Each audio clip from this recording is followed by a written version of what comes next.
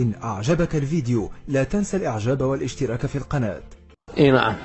فمن بعض مشايخنا كانوا نعم سبحان الله يعني ما بيشوفوا، بس الله سبحانه وتعالى فاتح على بصيرتهم.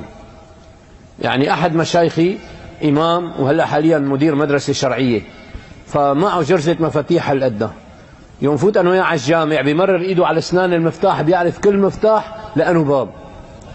أنا معي مفتاحين نعم 20 مرة بحطهم وهو بحطهم وهو بحطهم وهو بحطهم وهو، وشو بدي لحمس عليه؟ ما شو بيعرفني بالأسنان المفاتيح؟ فهن الله سبحانه وتعالى فاتح على بصيرتهم. مرة في شيخ ضرير بقرية من القرى بعث لنا خبر، إلي للشيخ حسان وللشيخ عبد الحكيم حج عثمان، بعث لنا خبر بأنه نعم يعني القرية اللي هو فيها يعني مو شايلينه من أرضه وتعبان محون نعم، وساكن ببيت عاطينه بيت ما خرج السكن، ويوم بيجي وقت المعاش لك هو المعاش الراكز اللي مصاري اسمه معاش لأنه ما عاش، من 10 الشهر بيخلص. فشلون لما بيعطوه نعم شوية قمح شوية ورغل شوية عدس كلهم تراب بيعطوه اياهم. فبعت لنا خبر شيخ ان شاء الله تعالوا خلصونا. كانوا عاملين مولد، رحنا والله قاموا الشيخين قدموني إلي، قال انت القي كلمة. ايه بلقي كلمة.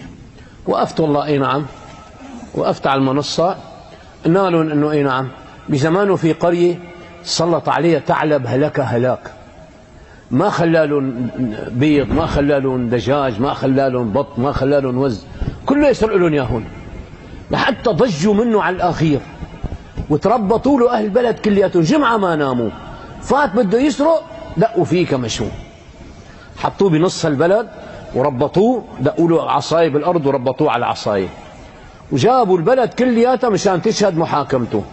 وقعد الشيخ وقعد المختار وقعدوا هالناس، قالوا هذا شو بتقترحوا نموته؟ شلون بدنا نموته؟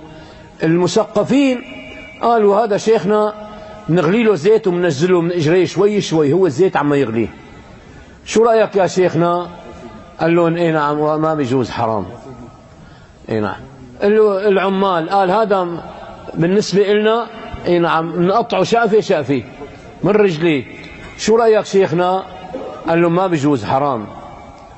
اجوا الفلاحين، قال ندفنه هو طيب، شو رايك يا شيخنا؟ قالوا له، قال له ما بيجوز.